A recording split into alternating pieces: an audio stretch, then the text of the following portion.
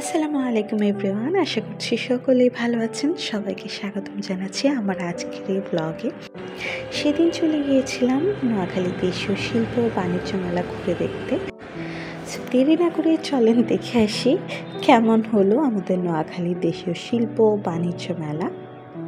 আমাদের গন্তব্য ছিল বেগমগঞ্জ নোয়াখালী এবং দেখতে পাচ্ছেন আমরা বেগমগঞ্জ মডেল মসজিদটি ক্রস করে এসেছি এবং সেদিন ওয়েদারটা অনেক বেশি সুন্দর ছিল, যার কারণে পরিবেশটা অনেক স্নিগ্ধ এবং সুন্দর দেখতে লাগছিল। ফাইনালি আমরা আমাদের গন্তব্যে চলে এসেছি এবং এই মেলাটা হচ্ছে বেগমগঞ্জ কৃষি ইনস্টিটিউটের ঠিক অপোজিটে এবং এটা হচ্ছে মেলার মূল ফটক।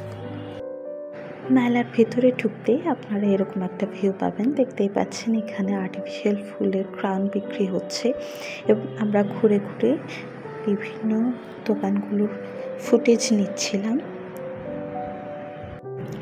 মেলার ভেতরে অনেকগুলো স্টল রয়েছে এবং এই সকল স্টলগুলোতে মেয়েদের জামা কাপড়, বাচ্চাদের খেলনা, ঘর সাজানোর জিনিস, বিভিন্ন প্রয়োজনপত্র সব কিছুই পেয়ে যাবেন।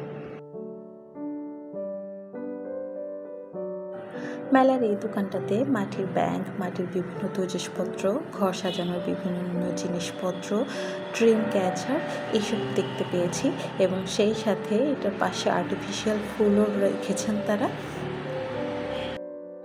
তারপর আমরা চলে গেলাম জুয়েলারি স্টলগুলোতে এবং এখানে মেয়েদের চুড়ি থেকে শুরু করে কানের দুল এছাড়া আরও অনেক কসমেটিক্স আইটেম রয়েছে এবং এটার স্টার্টিং প্রাইস মাত্র 30 টাকা। আমরা ঘুরে ঘুরে মেলার বিভিন্ন দোকানের ফুটেজ নিচ্ছিলাম।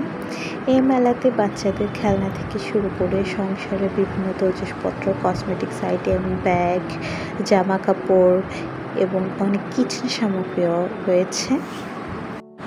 এছাড়া বিভিন্ন রকমের খাবার তো আছে। এক কথায় আপনারা ফুল প্যাকেজ এই মেলাতে পেয়ে যাবেন।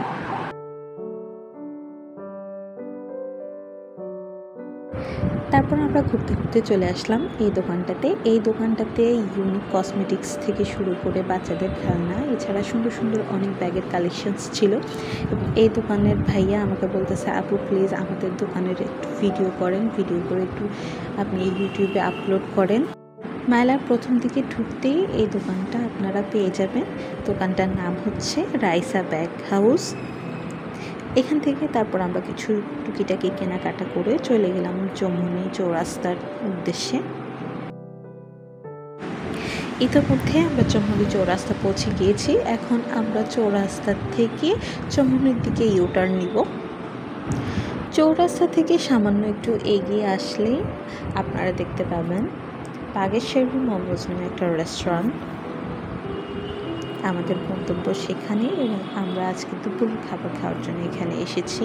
বাট আনফর্চুনেটলি তাদের রেস্টুরেন্টটা 2টার পরে ওপেনিং ছিল, যার কারণে আমাদের হাতে ওইরকম পর্যাপ্ত সময় ছিল না, আমরা ওখানে খেতে পারিনি।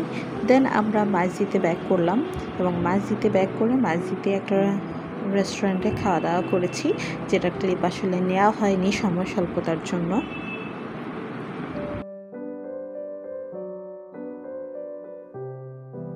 তারপর আমরা বাসায় চলে এসেছি। এখন আপনাদের সাথে শেয়ার করব আমি মেলা থেকে কি কি কিনেছি। আসলে মেলায় সব কিছুই কমন, খুব একটা আনকমন কিছু পাওয়া যায় না। তারপর আমার কাছে এই কানের দুল জোড়া খুব ইউনিক লেগেছিল, আমি সেজন্য কিনেছি।